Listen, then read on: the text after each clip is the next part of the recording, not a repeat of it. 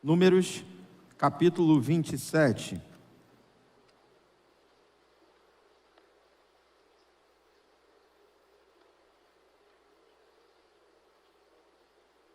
Quero ler com você apenas os versículos 4 e 5, e aí você mantém a sua Bíblia aberta, porque aí depois a gente vai fazer uso dela e leremos outras passagens. Números capítulo 27, versículo 4 diz assim: porque se tiraria o nome de nosso pai do meio da sua família, porquanto não teve filhos, dá-nos possessão entre os irmãos de nosso pai. Moisés levou a causa delas perante o Senhor. Só até aí. Pai, nós te louvamos, te agradecemos pela tua palavra.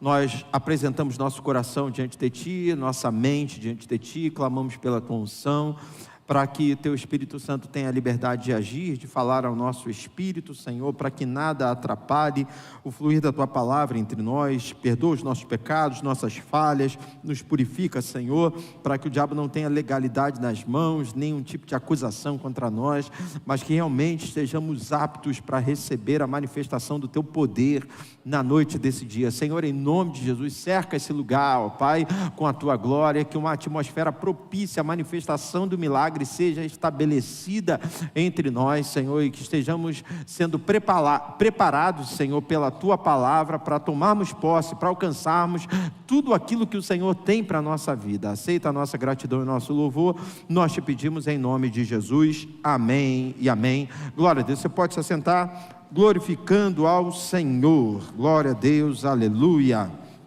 Bem, a gente já vai chegar no capítulo 27 do livro de Números, mas para a gente chegar no capítulo 27, a gente precisa recuar um pouquinho na história e entender alguns fatos, né, que podem ser a origem da situação vivida por essa família aqui no capítulo 27.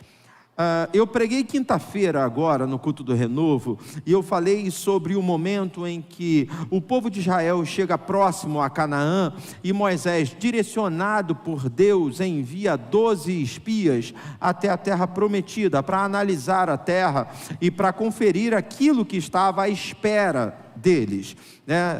Na quinta-feira passada eu estava pregando sobre isso e falando que dos 12 espias, 10 vieram, né, com um relatório pessimista, um relatório negativo, e somente Josué e Caleb vêm com a fé aquecida do seu coração, entendendo que valia a pena enfrentar os problemas, valia a pena enfrentar as lutas, porque afinal de contas Deus havia prometido aquela terra para eles, e eles também haviam percebido que era uma terra que manava leite e mel.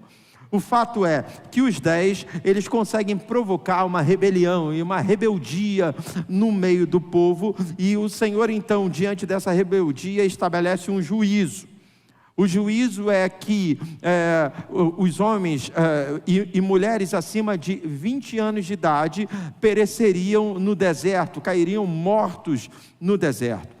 Uma nova geração, né, não necessariamente a geração que foi liberta, né,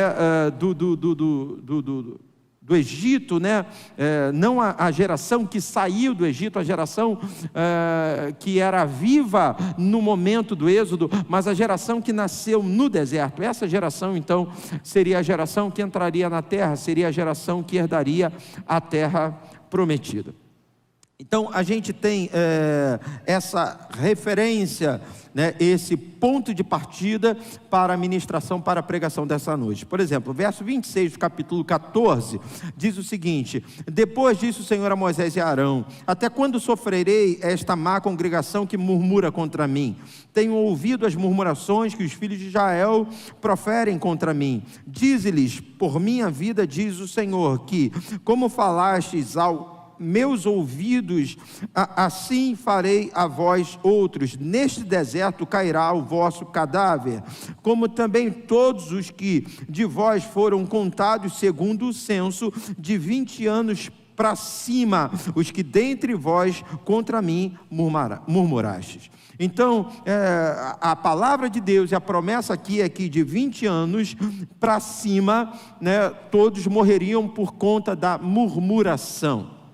Aí a gente volta para o contexto do capítulo 27, eu só precisava pular lá no capítulo 14, para você entender esse episódio, porque esse episódio ele pode determinar algumas respostas para nós. Aí a gente volta para o capítulo 27, a gente lê os versos 4 e 5, eu quero ler com você agora os versículos 1, 2 e 3. Números 27, versículo 1 diz assim: Então vieram as filhas de Zelofeade, filho de Efer, filho de Gileade, filho de Maquir, filho de Manassés, entre as famílias de Manassés, filho de José. São estes os nomes de suas filhas, Macla, Noa, Ogla, Milca e Tirza. Apresentaram-se diante de Moisés e diante de Eleazar, o sacerdote, diante dos príncipes e diante de todo o povo à porta da tenda da congregação, dizendo: Nosso pai morreu no deserto e não estava entre os que se ajuntaram contra o Senhor no grupo de Corá, mas morreu no seu próprio pecado e não teve filhos. Então vamos lá. Primeiro a gente tem uma informação de um juízo de Deus sendo estabelecido sobre o povo de Israel. De 20 anos para cima morreriam todos. Mais à frente a Bíblia nos mostra, né, a rebelião feita por Corá. Então a gente entende que esse juízo ele vai sendo estabelecido por etapas, né? E o texto aqui do capítulo 27 deixa claro para nós que Zelofeade ele não participou da rebelião de Corá. Rebelião de Corá contra Arão, contra o próprio Moisés. Zelofeade ele não participa dessa rebelião, e o texto diz que ele morre por conta do seu próprio pecado. Quando a gente lê essa frase, né, seu próprio pecado, a gente pode tentar defini-la da seguinte maneira: ele morre não porque ele participou da rebelião, mas ele morre porque ele tem um pecado, né, individual e particular. Vamos tentar trazer para os nossos dias e dar um exemplo. Imagine que um espírito de rebeldia tome conta da igreja e todo mundo sai daqui blasfemando, falando mal da liderança e tal, e aí por conta desse espírito de rebelião, Deus vem e estabelece um juízo e morre todo mundo. Você fazia parte da igreja, mas você não necessariamente fez parte da rebelião, e aí você não morreu por causa dessa rebelião. Mas ele morreu também. Mas havia a identificação por parte das suas filhas de que ele havia morrido por um outro motivo, por conta do seu próprio pecado. Então, todo mundo morreu pela rebelião. Ele morreu por conta de uma outra situação, ou um outro tipo de pecado, né? E aí, bem, a gente pode pensar alguma outra coisa que ele teria feito, que não necessariamente foi a rebelião, foi aquele envolvimento no levante contra Moisés e Arão, chefiado por Corá. Então essa é a primeira aplicação prática para o seu próprio pecado. Agora tem uma outra aplicação. Quando a gente lê seu próprio pecado, e a gente está falando da narrativa das filhas de Zelofeade, a gente também pode imaginar que elas estão dando um passo atrás e dizendo assim: ele morreu por conta do pecado dele, nós não temos nada a ver com isso. Entenda, a primeira observação que eu fiz foi tirar Zelofeade do meio dos rebeldes que estavam sendo chefiados por Corá e dizer que ele teve o seu próprio pecado. A segunda observação que eu faço é tirar ele do meio da sua família e dizer que ele teve o seu próprio pecado e por isso ele morreu. É uma segunda observação. E aí existe uma linha teológica que ainda faz uma terceira observação, que é esse seu próprio pecado tem a ver com o fato dele não ter conseguido gerar filho homem. Então ele morreu por essa deficiência, ele só teve filhas. Ele se casou e sua mulher só deu à luz a meninas. E como ele não teve a capacidade de ter um filho homem, ele morre então por conta desse pecado. Pastor, mas chegaram a essa conclusão a partir do quê? A partir da tradição de que a mulher, ela não era contada, de que a mulher não tinha valor, de que uma família só era completa e perfeita quando tinha um representante homem entre os filhos, de que a herança, de que a linhagem, ela dependia de um filho homem para ser passada. Quando a gente lê as genealogias, a gente vê sempre os cabeças de família, sempre homens. Então, isso é fato. A família de Zelofiate, ela era uma família meia capenga, porque ele não teve um filho homem. E aí, pensa-se que, por conta disso, ele então morre. O seu pecado, seu próprio pecado, seria então o fato dele não ter tido um filho homem. O fato é que, independente do motivo real, independente da definição para o que a Bíblia chama de seu próprio pecado, suas filhas não tem nada a ver com isso. Ele tem filhas que não podem pagar pelo pecado de seus pais. Eu entendo, sabe, queridos, a maldição hereditária. Eu entendo que a gente precisa orar, a gente precisa identificar e a gente precisa, com autoridade, quebrar qualquer tipo de influência que passa de pai para filho. Só que a Bíblia, ela é muito clara. Entendam aqui, estudantes da palavra do Senhor, entendam, professores, né? A Bíblia é muito clara. O que o seu pai fez não pode gerar sobre a tua vida uma sentença automática. Isso pode acontecer se de alguma maneira ele te influenciar e você então cometer os mesmos erros que ele cometeu. Mas a gente não pode bater o martelo e definir que um filho de ladrão vai ser ladrão, que um filho de assassino vai ser assassino, porque a Bíblia, ela deixa muito claro que não é assim que funciona. Quando a gente lê, por exemplo, o livro do profeta Ezequiel, ele é explícito, ele é claro em relação a isso. Ele deixa isso muito claro. Ele não só fala de uma independência do filho em relação a algo cometido pelo pai, como ele também fala de uma independência do pai em relação a algo feito pelo filho. Ele diz que o filho não pode pagar pelo erro do pai e nem o pai pode pagar pelo erro do filho, ok? Então isso é uma verdade bíblica. Pastor, mas sabe aquela história de filho de peixe, peixinho? Eu já vi isso acontecendo em muitos lugares, em muitos casos, pela influência, né? Ontem a gente estava aqui na Feira Motivação e tal, estávamos sentados, eu, pastor Rafael, pastor Anderson, e o Linaldo é um marceneiro, e ele expôs, né, alguns produtos de artesanato com base em madeira. E um desses produtos eram quadros, né, ou então descansos de panela, né, com azulejo português, azulejo e tal. E tinha do Flamengo, tinha do Vasco. Não sei se tinha de outro time. Do Flamengo e do Vasco eu vi que tinha. Tinha também Botafogo, Fluminense, tal. Eu não vi, só vi porque estavam os dois juntos. E aí ele foi e me presenteou. Ele falou: pastor, eu quero te presentear e tal. Ele é vascaíno, ele sabe que eu também sou. E ele foi e me deu o quadrinho. Eu peguei o quadro, né, e lá atrás a cantina aqui de baixo estava funcionando, vendendo churrasquinho. Eu pedi a Érica, falei: Érica, guarda ali para mim. Ela foi e colocou, né, em cima de um carrinho que tem ali embaixo. E aí todo mundo que chegava na cantina para comprar churrasquinho batia de frente com o quadrinho do Vasco, né? E o pessoal ficava mexendo: esse quadrinho aí e tal. E a Érica: é do pastor. Falei: deixa meu quadrinho aí. Ninguém mexe no meu quadrinho, estava brincando. Teve uma hora que o filho do pastor Anderson, Samuelzinho, ele, acho que entrou na cantina, ele fez alguma coisa e ele apontou para o quadro e ele falou: eu quero o quadro e tal. A Mônica estava cuidando, pegou ele no colo e tal, não sei o quê. E aí a Mônica veio brincando com o pastor Anderson e disse assim: olha, o Samuel quer o quadro, ele quer o quadro do Vasco, não sei o que e tal. E eu acho que ela falou: e ele está dizendo que agora ele é Vasco. Aí o pastor Anderson fechou a cara, olhou para ele e falou: você é Vasco? E ele: eu sou Vasco. Não, aí ele viu que na marra ele não estava conseguindo, aí ele fez uma cara tipo aquele gato de botas, sabe, uma cara de triste, falou assim: mas você é Vasco? Aí ele ficou com muita pena do pai: não, fala que você é Flamengo. Aí o garoto: eu sou Flamengo. Ou seja, por livre e espontânea pressão. Mas nada contra, cada um vai definir o caminho do seu filho, né?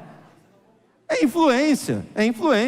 Ora essa influência vai ser uma bênção, ora essa influência vai ser uma maldição, né? E não só no ramo do esporte, no ramo da religião, né? na questão de um ativismo ou de um engajamento político, né? É normal.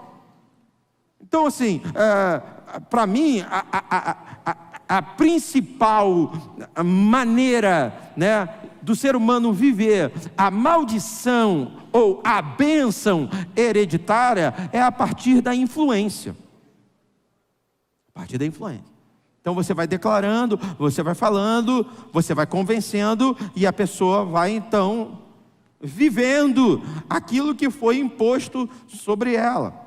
Mas tirando isso, e essa influência que no final das contas vai passar inclusive pela decisão pessoal da pessoa em ser influenciada ou não, tirando isso, e aí voltando para o texto, essas meninas, eu vou chamar de meninas, a Bíblia não fala a idade delas, mas acredito meninas, essas meninas aqui não podem pagar pelo erro do pai. E elas deixam claro, ele morreu pelo seu próprio pecado. Quando você volta uma página na Bíblia, quando você vai para o capítulo 26, a Bíblia fala sobre um censo que é estabelecido. Deus dá uma ordem a Moisés e manda de novo Moisés estabelecer um censo, conta ao povo. E aí, esse censo, então, ele é finalizado para que Moisés tenha a condição de dividir as terras. E aí o texto, ele é muito claro, né? Vai dizendo assim, Zebulon, tantos mil e tantos quilômetros de terra, tantos lotes, não sei como é que funcionavam as medidas nessa época, né? Naftali, não sei quantos mil e não sei quanto de terra, e Judá, não sei quantos mil, não sei quantos de terra, e Manassés. E aí quando no censo fala sobre Manassés, o nome Zelofeade aparece, porque ele era da casa de Manassés, mas ele não aparece do jeito que as suas filhas gostariam, não aparece assim, e Zelofeade da casa de Manassés tem direito a esse pedacinho de terra. Pelo contrário, no meio do censo aparece Manassés, que era a tribo, aparece Zelofeade, e aparece então uma imposição, e ele não tem terra nenhuma, porque afinal de contas ele não tem filho homem. Era a lei. Repita comigo, lei. Essa era a lei. Só que aí você vira a página, né? E aí você vê essas meninas indo até Moisés, indo até o líder. O contexto é mais ou menos esse. Moisés, a gente ficou sabendo de um censo, saiu a lista, saiu a divisão das terras, e a informação que chegou para nós é que nós não temos direito a terra nenhuma, porque afinal de contas o nosso pai não teve filho homem. E eu quero que você saiba que ele morreu por conta do seu próprio pecado. Nós não temos nada a ver com isso. Então a gente veio aqui para reivindicar o nosso direito. E agora eu começo a pregar. Olha para o teu irmão e diga assim, há uma unção, não, diga com autoridade, há uma unção sendo liberada sobre esse lugar, nessa noite, te dando poder e autoridade para reivindicar direitos, mesmo que leis precisem ser mudadas em teu favor. Você recebe essa palavra? Dá um glória a Deus aí em nome de Jesus Cristo.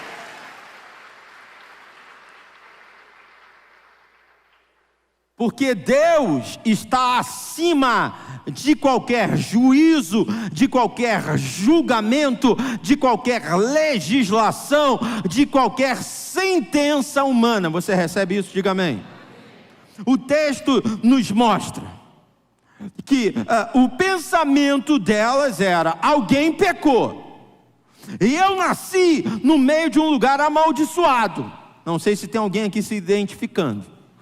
Alguém pecou, transformou o ambiente passou a ser um ambiente de miséria, e eu nasci no meio desse contexto.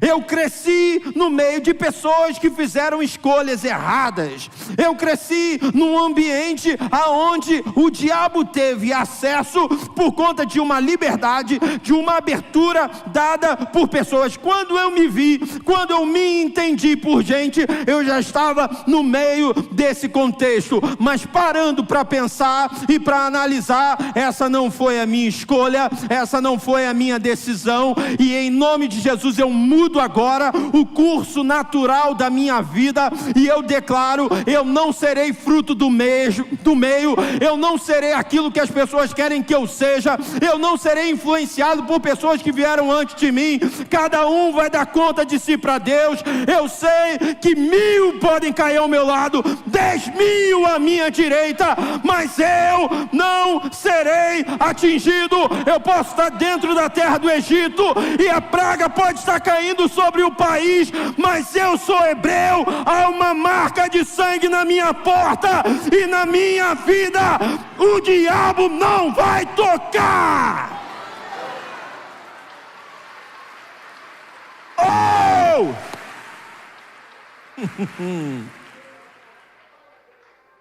Olha para o teu irmão e diga assim: Deus muda a lei hoje em teu favor.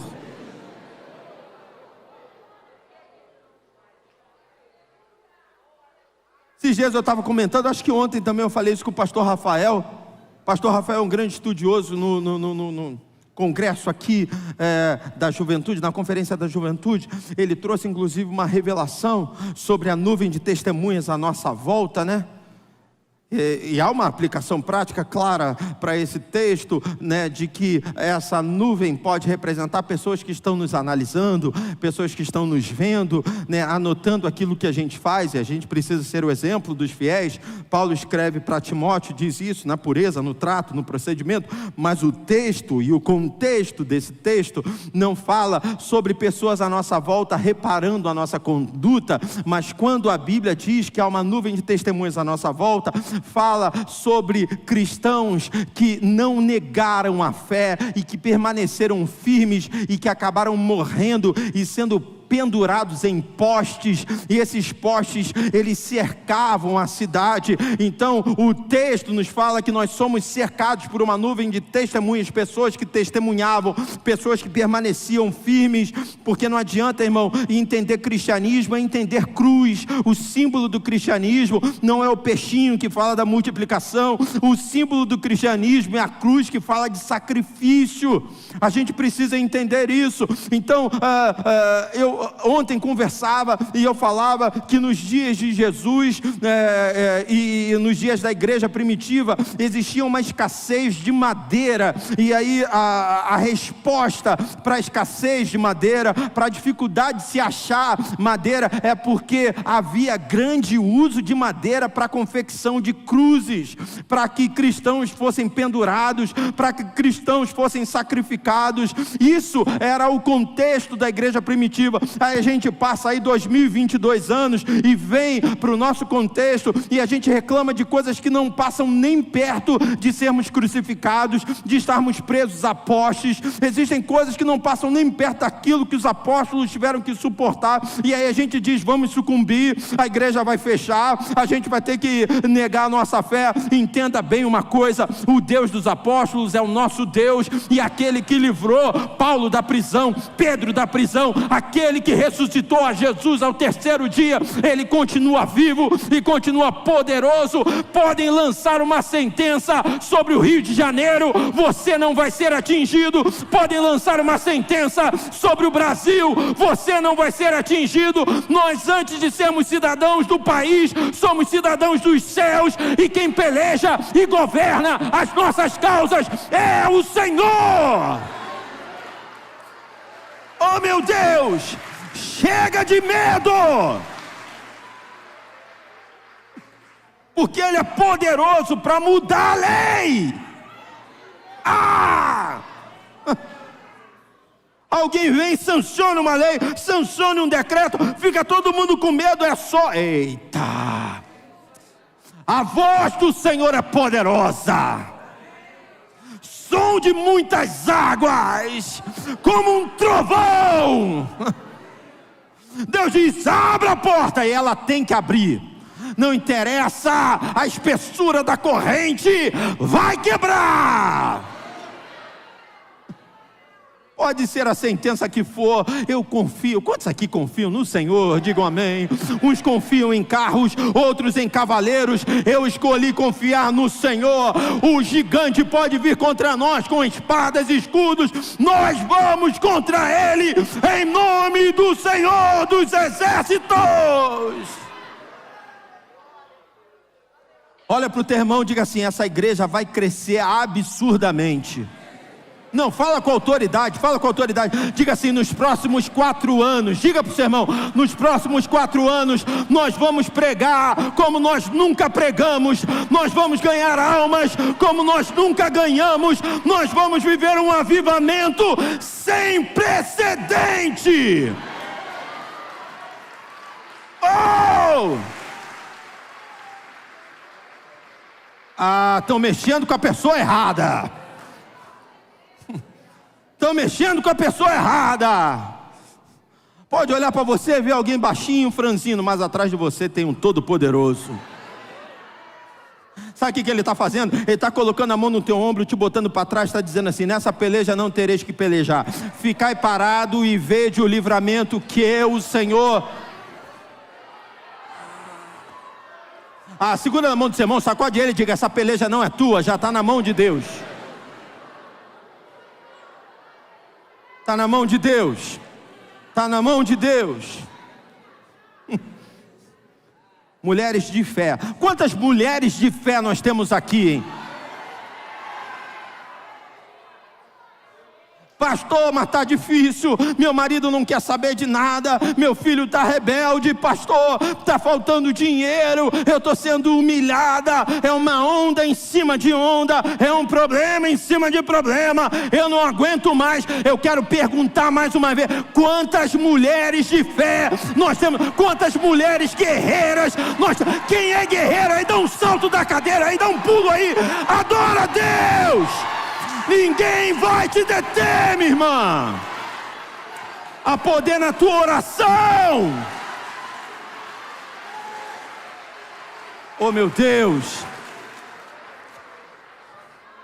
Senti a presença aqui. Receba, minha irmã. Você está recebendo poder agora para mudar a história. Mudar a história. Se tem algum homem machista aí preocupado, e o pastor está dando poder mas não sou eu não, quem está dando esse poder para as mulheres é o Senhor. Quero profetizar e levando a sua mão, minha irmã, mulheres profetas, mulheres de oração, pastoras, cheias do Espírito Santo, vamos fazer a diferença. Oh, meu Pai.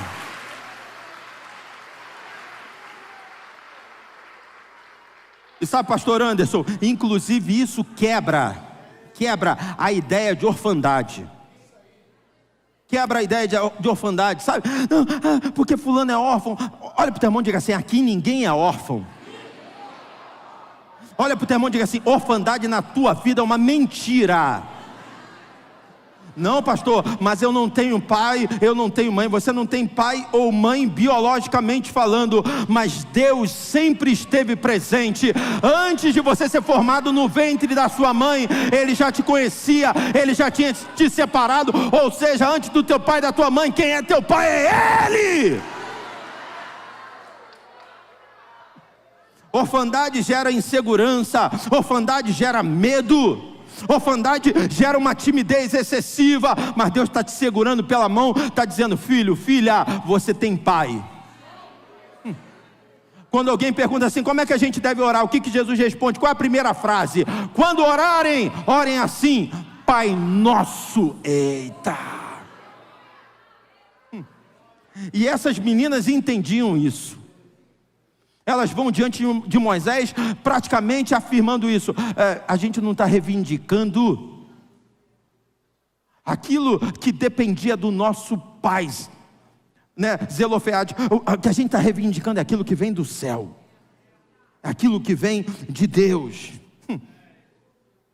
Números 27, verso 6, diz assim: Disse o Senhor a Moisés: as filhas de Zelofeade, as filhas de Zelofeade falam o que é justo. Certamente lhes darás possessão de herança entre os irmãos de seu pai, e farás passar a elas a herança de seu pai.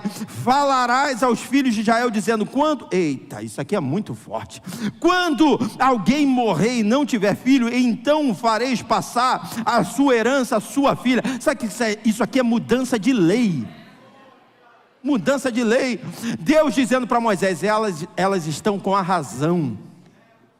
Eu ouvi a oração delas. O bacana é que elas falam com Moisés, e Moisés, ele não se vê no direito de definir o destino. Ele diz assim: deixa eu orar. E quando ele vai orar, Deus diz assim: eu já ouvi o que elas falaram, elas estão certas, é justo. Diz para elas que aquilo que era direito do pai agora é delas, e a partir da ousadia delas, eu mudo a sentença e eu mudo a lei. Em qualquer uma outra família, se não tiver um representante masculino, a herança passa para a mulher, porque nenhum filho vai pagar pelo erro do pai, nenhum filho vai sofrer pelo ambiente que nasceu, porque eu consigo ver o interior de cada um. Eu quero concluir essa mensagem. Talvez você já tenha lido esse texto, talvez você já tenha ouvido alguma mensagem acerca dessa história, e talvez você já tenha se deparado com o significado do nome de cada uma dessas meninas. Mas eu não poderia passar batido por essa informação, mesmo que seja redundante para você. Eram 5 meninas: Macla, Noa, Ogla, Milca e Tirza. E nós temos 5 significados.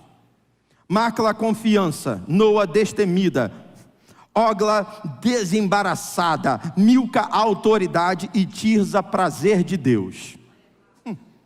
E para mim isso aqui é uma escadinha. Repita comigo: tudo começa na confiança. Você só vai se levantar desse lugar quando você começar a confiar em Deus. Não adianta.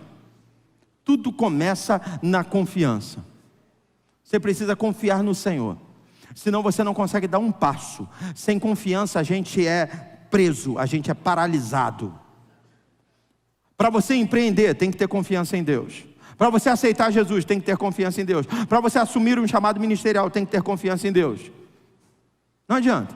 Só se movimenta quem tem confiança. Tudo começa pelo entendimento de que nada é impossível para Deus. E não pode ser da boca para fora, irmão. Uma das coisas que eu aprendi com meu pai, e eu tenho exercido no meu ministério, é não orar por desencargo de consciência.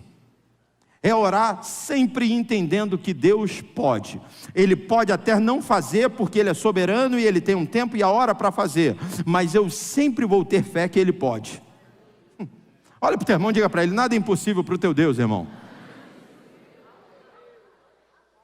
Só vai mudar a história, só vai mudar o ambiente quem confiar no Senhor. Porque quem confia no Senhor não se abala. Quem confia no Senhor permanece. Está todo mundo chorando, você continua rindo. Está todo mundo desesperado, você continua moderado. Eu amo Filipenses 4:4, diz assim: regozijai-vos sempre no Senhor. Outra vez vos digo, regozijai-vos. Não é regozijai-vos no presidente da república, não é regozijai-vos no governador, não é regozijai-vos no clube de futebol, daqui a pouco tem Copa do Mundo, não é regozijai-vos na seleção brasileira, porque tudo isso pode gerar frustração para a nossa vida. O texto é claro: regozijai-vos no Senhor. Sabe por quê? Porque nele não tem falha. Nele não tem falha.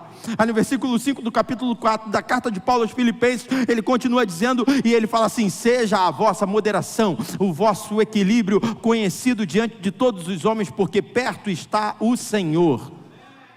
Sabe o que significa isso? Crente que confia no Senhor não entra em desespero.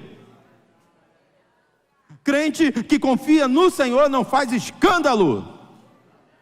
Ah, meu Deus, acabou a minha vida, não sei o que eu vou fazer. Isso é falta de confiança. Porque quem confia vai sentir a dor, vai ficar triste, mas lá no fundo da sua alma vai dizer como Jó: eu sei que o meu Redentor vive. Quem é que confia, diga amém. Então repita comigo: primeiro passo, Confiança. O significado do nome Macla é confiança. O significado do nome Noa é destemida. E o destemor é uma consequência da confiança. Quando você confia, eu já falei isso aqui na igreja, né? Já citei esse exemplo. Às vezes a gente sai para comer alguma coisa, né? E aí, por exemplo, se eu sair com o pastor Anderson para a gente comer alguma coisa, normalmente a gente senta numa mesa e a gente deixa os meninos sentarem numa mesa à parte. Se a gente não ficar muito atento, se a gente não vigiar, quando a gente olha, eles não só já pediram, como eles já estão comendo. É um destemor, porque no fundo eles confiam que a gente vai chegar junto. E maldito é um homem que confia no próprio homem, amado. Porque vai ter um dia que tu vai pedir e o papai vai dizer, se vira, porque eu não tenho esse dinheiro. Está entendendo, gordinho? Um dia você vai ter que lavar a louça, amado. Mas o destemor do filho está totalmente linkado à confiança que ele tem no pai. No pai. Se ele está com o pai, se ele confia no pai, ele se sente forte, destemido. Tem muita gente com medo porque não confia em Deus. E entenda, a Bíblia diz que o verdadeiro amor lança fora todo medo. É a certeza desse amor, a manifestação desse amor. Eu sou abraçado por esse amor. E se eu tenho esse amor, se eu tenho esse cuidado, eu vou ter medo de quê? Esses dias eu estava pregando e eu estava fazendo um estudo panorâmico da Bíblia e assim, numa visão geral, a Bíblia não apresenta o diabo como um inimigo de Deus. Eu falei isso aqui. Num panorama geral, a Bíblia, ela apresenta o diabo como um inimigo do homem. Sabe por quê? Porque não tem como bater de frente com Deus, irmão. Sabe, é o peso pena. Tem um abaixo do pena? É o peso raquítico, né, o desnutrido, o peso mosquito, aquela moscazinha menor de todas, diante do peso pesado, irmão. Ó, não é nem assim uma tapa, é um sopro. Jesus fizesse, o diabo morre. Acabou o diabo. Então o diabo, ele não é inimigo de Deus, ele é teu inimigo. E o que ele faz? Ele tenta plantar em você uma desconfiança para que você tenha medo dele. Mas se você hoje segurar na mão do papai, o diabo pode fazer a careta que for, ele pode rosnar, ele pode gritar, ele pode fazer o escarcéu que for. Você de mão dada com o pai continua inabalável. Porque mexeu com você, mexeu com Deus. Eita, bata no teu peito e diga, mexeu comigo, mexeu com meu pai. Eu profetizo destemor. Você vai sair daqui corajoso, você vai sair daqui ousado. Eita, porque o Senhor vai diante de você, endireitando os caminhos tortos, quebrando as portas de bronze, despedaçando os ferrolhos de ferro. Sabe qual é o teu cartão de visita? O Senhor. Quando você chega, a presença dele chega antes. Destemor. Primeira, Macla, confiança. Segunda, Noa, destemida. A terceira, Ogla, desembaraçada. Eu estou falando de organização. Você tem que confiar em Deus, você tem que ter coragem, mas você não pode abrir a mão da organização. A palavra de Deus em Mateus capítulo 6, tem um texto super conhecido, diz, buscai primeiro o reino de Deus e a sua justiça. Não é só o reino, tem que ter organização, tem que ser o que é justo. Você quer prosperar no seu trabalho? Seja organizado no teu trabalho. Eu quero profetizar que Deus vai te dar condição de ajustar algumas pontas que estão soltas. Organizado. Nós ontem tivemos aqui a exposição dos produtos, dos serviços na Feira Motivação. E na quinta-feira a gente teve uma reunião com todos os expositores. Eu e a pastora Denise, nós falamos claramente com todo mundo. Faça algo limpo. Faça algo organizado. Saiba vender aquilo que Deus está colocando nas tuas mãos. Mas tem gente que pode até confiar no Senhor, pode até ser destemido, mas peca porque não é desembaraçado. Peca porque é enrolado. O cara confia em Deus, é destemido, mas tem um monte de ponta solta. Prega que é uma maravilha, mas a família tem várias queixas dele. canta, adora a Deus, que é uma maravilha, mas só chega atrasado. Só chega atrasado no trabalho. Aonde chega, parece que deixa sempre um rastro de um compromisso meio frouxo. A unção que eu quero liberar sobre a tua vida é uma unção completa.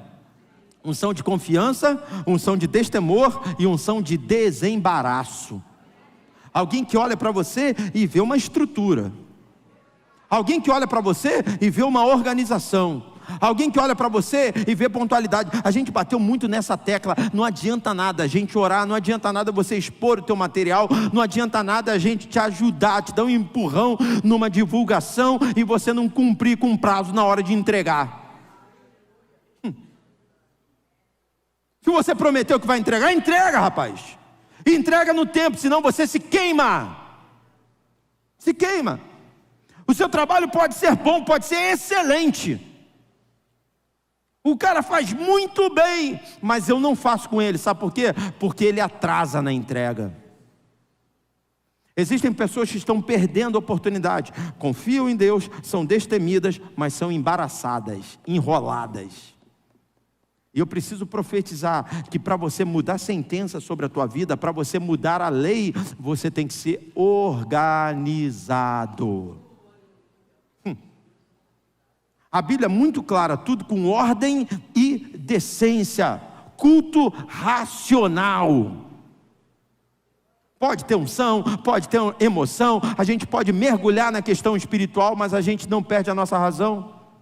Porque se fosse para perder a razão, irmão, se fosse para viver só no espírito, Deus já tinha feito nascer duas asas e a gente já teria saído voando aí, igual um anjo. Tem uma música antiga que já critiquei algumas vezes, se eu tiver que ser cancelado, já fui mesmo, porque saudade. Conhece essa música? Saudade de virar um anjo e desaparecer. Eu não sei se a letra é só isso, depois me corrijam se tiver alguma coisa que faça sentido, porque primeiro eu já não consigo entender saudade porque eu nunca fui anjo, então saudade de virar um anjo, mas eu nunca vivi essa experiência, então esse saudade já é meio desconexo para mim, mas o pior é saudade de virar um anjo e desaparecer. É vontade, então não é saudade, então menos pior, mas continua ruim. É menos pior, vontade de virar um anjo e desaparecer. Alguém aqui tem vontade de virar um anjo? Irmão, é só quem não confia no Senhor, só quem não entende seu propósito. Olha para o teu irmão, diga para ele, fica firme, irmão. Diga para ele, porque se tu não ficar firme, tu vai desaparecer mesmo, mas não vai ser igual um anjo não.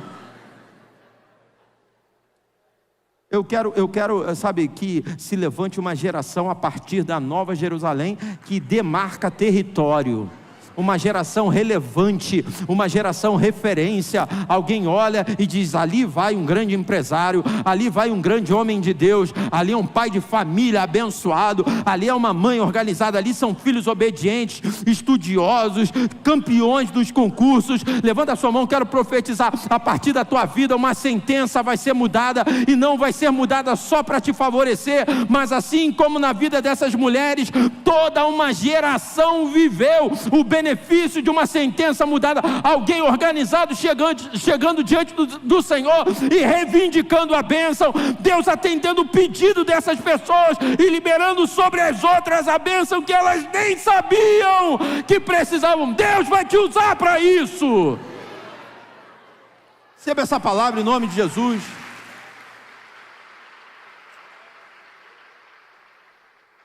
Eu vou procurar essa música, eu vou estudar a letra, porque eu estou com medo de estar criticando e ter um sentido que eu não entendo. Mas se também não tiver sentido realmente, eu vou criticar de novo domingo que vem. Então assim, confiança, Macla, Noa, destemida, Ogla, desembaraçada, Milca, autoridade. Significa autoridade. Terminando. Só mais 5 minutos eu termino e a gente ceia. Autoridade é uma consequência de tudo isso. Só pode ter autoridade quem é desembaraçado. Só pode ter autoridade quem é destemido. Só pode ter autoridade quem confia. É uma consequência, é uma escada, não adianta. Entenda bem, guarda isso no teu coração. A autoridade não se impõe, a autoridade se conquista. Como é que eu vou conquistar a autoridade? Sendo exemplo. Eu preciso ser o primeiro a chegar e o último a sair. Você vai me analisar, você vai olhar para mim. Entenda bem uma coisa. Se fosse a Denise pregando, se fosse a direção do culto, e aí alguém vai dizer assim, você está bajulando e tal. Não, o meu gosto é aquilo que eu enxergo, é aquilo que eu penso. Se fosse a Denise e você viesse, faria até um certo sentido. Poxa, a igreja está cheia, porque afinal de contas a Denise é bonita pra caramba. Poxa, eu vou lá porque a pastora Denise é bonita. Mas eu tenho espelho em casa. E eu sei que você não veio aqui nessa noite por conta da minha beleza, amado. Você não senta 1h30, 2 horas, num culto aqui, porque você achou o pastor Samuel bonitinho. Você vem aqui porque de alguma maneira, na sua infinita misericórdia, Deus se manifesta nesse lugar. Deus se manifesta através da minha vida. E esse trabalho, ele é desenvolvido aos poucos. Ele não é imposto. Eu posso gritar, eu posso falar, eu posso exigir. Você tem a sua vida, você tem os seus compromissos, você não me deve satisfação, você pode muito bem virar as costas e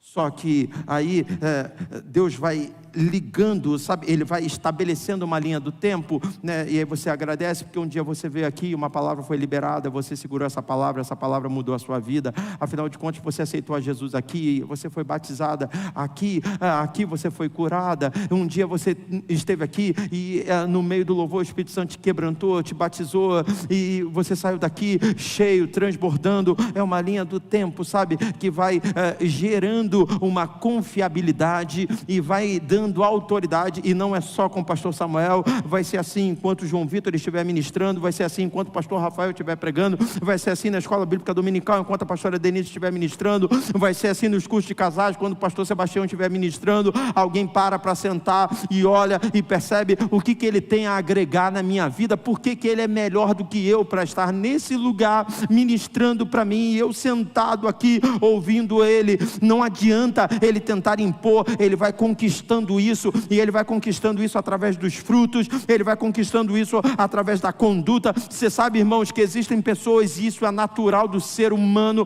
que ficam nos analisando para tentar achar um erro, para tentar achar uma falha, e aí ver com quem o pastor anda, para de repente ali pegar o pastor no pulo, ver o que o pastor compra, para de repente ali pegar o pastor no pulo, ver o que o pastor posta, para de repente numa postagem pegar o pastor no pulo. E entenda bem uma coisa, o pastor vai ter os seus erros, ele vai andar de repente com uma pessoa que não é para ele andar em algum momento, ele vai comprar alguma coisa errada que não seria para ele comprar naquela situação, ele vai postar alguma coisa equivocada, ele vai ter os seus erros, mas no conjunto da obra, a autoridade ela fica intacta, ela não é arranhada, porque você vê fatos, você vê a manifestação dos frutos, e isso não se impõe, isso se conquista. Entenda e receba essa palavra. Deus quer te dar autoridade, mas a autoridade é fruto da confiança em Deus, é fruto do destemor e fruto do desembaraço.